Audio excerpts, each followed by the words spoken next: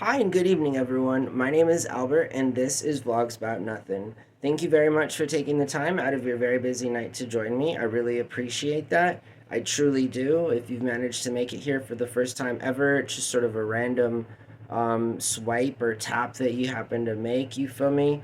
I guess it would be tap and not swipe, but regardless, welcome. I'm just a random guy who talks about random stuff. Don't mind me at all whatsoever. I am, in fact, the joke. So it's cool, you know? It's a safe zone here, so much that I've even turned the comments off, which is kind of a niche thing in that I gotta work with it, you know? You guys really gotta be around because you wanna be around and not because there's trolls, floating through the comment sections. But it's an experiment that I'm currently undertaking with some results little by little. Anyways, tonight I want to talk about how cringe Facebook is and just sort of like the state of an ever so really like corrupt kind of a world. In that, Facebook was made active, I think, in 2004. I graduated high school in 2006. At the time, everyone was on MySpace. Everyone that was anyone, I mean, you really couldn't access it on your phone, although some of us could. All you needed was a web browser and a phone that could, have the internet. There wasn't apps or anything, but you could still access everything on just a normal web browser. Like that's something foreign. Anyways, 2004, I think, is when it came out. It was obviously just for Harvard students.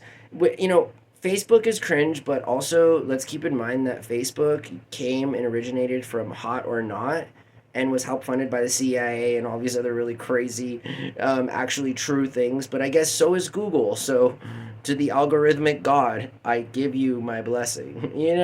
I don't want any trouble here. We all know where the money came from. But regardless, Hot or Not was synonymous for being the absolute worst website ever. I mean, in that it took pictures of random people that didn't give their consent to be blasted on the internet, the intranet of the school campus, so that other students could rate their looks. I mean, I guess leave it up to an Ivy League institution to sort of go all with it as it concerns. When we were kids, we had these things called slam books. And so, for those of you who don't know what a slam book is, it is in fact a really, really mean thing. And if you ever find yourself on the bad side of politics in middle school, you are not going to be a happy camper. Let me put it that way. A slam book is when, there wasn't any internet or people like Mark Zuckerberg to create websites at your local school called Hot or Not. There was, in fact, this method where people would pass around a spiral notebook that had a name at the top of the page as a header, and that name of that real, very real person within that school under it would have comments as to what everyone thought about that person. And let me tell you again, I think I've already said it, but being on the wrong side of the political aisle as it concerns the middle school secondary politics is not going to lead you anywhere but needing some therapy. Middle school kids can be very mean, and if you've never seen a slam book, then I really am jealous of you, because there are so many of my peer group and people who, again, like low-key, I've seen slam books way before I heard of Facebook, which honestly wasn't. It was about 2005 that I heard about Facebook. Again, more so because this is like West Coast, you feel me? And I feel like a lot of those, I remember logging on, going to Facebook page, and it's saying that like you couldn't sign up for an account because your school or wasn't currently offering it. Like legit, I remember that. Like I remember wanting to be on Facebook because I couldn't, and then everyone could, and all of a sudden MySpace is gone, and now it's 2024, and Facebook is a complete unhinged back page ad of what those Larry Flint magazines used to do for all of our psyches as it concerns any middle-aged millennial who stumbled upon his father's treasure trove of adult magazines. Anyways, I do just Facebook is cringe. You feel me? It's a cringe thing. For a long time, since about 2010, it hasn't been popular, and the fact that it's made it this far in the world is literally one of the only reasons that I still think I'm going to be able to do something with my life. Like, honestly, if they've been shaking down the world for the better part of 2 decades and the only thing I have to show for it is this cheap phone and these two lights, like, it's the concerns, like, what I care about in life, then maybe I'm doing something wrong. Where did I go wrong? Anyways, Facebook is a joke. Mark Zuckerberg is, perhaps one of the weirdest, Homo sapiens that we've all ever encountered. I mean, the meme will forever be in everyone's mind of him trying to drink a glass of water. I mean, to go down as the guy who can't drink a glass of water, I mean, I would rather be a nobody. I would rather just do nothing. I'm okay with that because, I mean, at the very least, I know how to drink a glass of water. I'm not real concerned with my presentation sociably as it is with my mannerisms and stuff. Mark Zuckerberg's a weird guy, and it's fine. I'm a weird guy. It's okay to be weird. It's just there's a difference between being weird and a nobody and being weird and one of the most powerful people in the world. It's just there's a big difference. Big difference. And so yeah, Facebook is a joke. It's super cringe. Again, like it's really only a website made for old people to go on there and argue about stuff. That's literally what it is. There's nothing that an old person does on Facebook. They're not looking out for comments to, compliment each other or to help make the world a better place, or they're not exchanging political ideologies and doctrines and exchanging notes as it concerns, theoretical principles in engineering and mathematics. No, these guys are arguing about stupid stuff.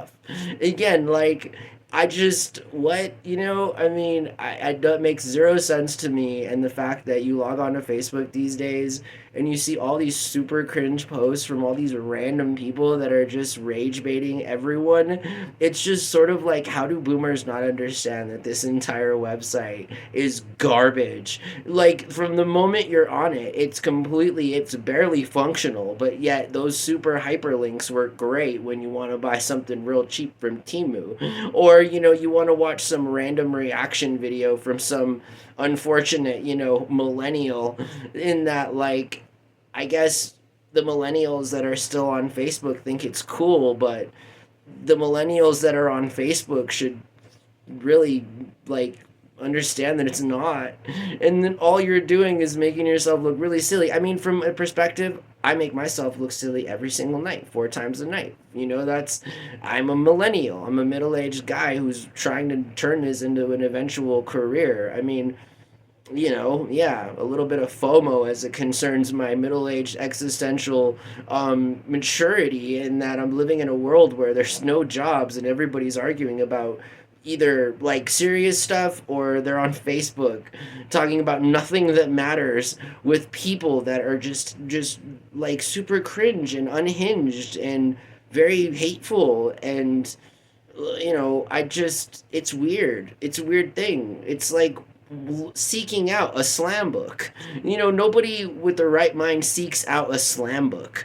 In fact, it's very Mean Girls-esque in that when you end up with one, you're kind of like, man, really? What did I do? What did I do to deserve this serious misfortune of stumbling upon this slam book, which is turned into Hot or Not, and then eventually Facebook, which is now the worst website ever. I would literally rank Facebook as probably the most worthless website ever. I get more use out of Gmail. Gmail is a good application. You feel me? Google is a website that'll be around forever and should buy Facebook and rebrand it to Google Plus. I don't know. I was a fan of Google Plus. I know that may be a kind of cringe thing to say, but when people didn't like it, I was one of the people who liked it, and I was one of the very few people who was sad when Google Plus ultimately just fell apart. I really wanted Google Plus. I had so many members in my circle. Like, I knew how to use it. I was like all for it, but that didn't work out. Instead, companies like Facebook ended up taking over the feeds for all the boomers and the Xers to spend the rest of their lives arguing about things. I don't know.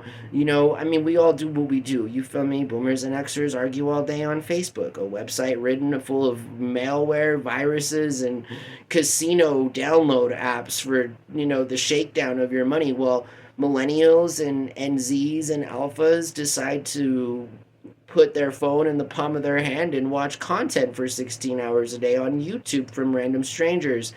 I'm going to go with the latter. That's what I do. You feel me? I'm going to continue to consume and do my duty as a consumer, on this app here because it makes sense to me. It's a useful app. YouTube provides meaningful and useful as well as not meaningful and completely unuseful things like this program. You're not going to get anything here to take away from you to make you a better person in life other than the fact that there's somebody else out there who's clearly trying to convey their perspective in a so sarcastic way that does anything matter? I'm not sure. I'll be the first person to tell you if it does or not. I hope that it does. I have a sneaky suspicion that it may not. But again, I'm just joking. And I really hope that you guys have a really good night. Thanks for watching my channel. I wouldn't be here and I wouldn't be so enthused to do it if I didn't know that there are a handful of people who watch this program every single night, and moreover, even more people, I feel like maybe because it ends up on their feeds at later times or something, do in fact go back and watch older videos. And by that, I mean, I'm a channel that consistently puts up material, right? So, other creators do it different, and I do it so that it's a volume of steady content that can then be discerned, picked apart, looked at, viewed, consumed. My job is to entertain you. My job is to be consistent. My job is to provide y'all with different methods and ways to be a consumer as it consumes content from somebody who is just a random guy that ultimately, all of us say we work for ourselves, but that's simply not true. YouTube is in fact the one that's responsible, and moreover, I guess Google and then the Alphabet company. So yeah, I guess we're all in bed with each other. But I hope that you guys have a really good night, and I'm okay with that again because I would rather be in bed with this one with this CIA rooted in funding kind of a thing than the other one, because the other one again is complete garbage. It's similar to what people in the 90s saw. Like, it was this little stupid magazine called The Penny Hoarder, which was just like this free magazine or this free newspaper that was everywhere at like all the Denny's and all the restaurants and stuff. And it was this extremely garbage publication that had things in it that like if I've never even met anybody that like bought anything from those, but if you did, or if you know of anybody, then like ask them how that went, because it was like Craigslist in the 90s. IRL. It was very awkward. It's called the Penny Saver. It's probably still a publication. Who knows? There's some trust fund out there from some old retired rich white family that keeps that going. I don't know. Just like the Christian Monitor report. I don't know. I just recently learned all about the Christian Monitor. And let me tell you, I was unaware. As a practicing, as somebody who identifies as a Catholic, I was completely unaware of the propaganda spread by the Church of Latter-day Saints, or the Church of Jesus or something. I'm not sure. Gosh dang it, Christians, they don't like something, they tweak it a little bit, put another title on it, and go on with their day.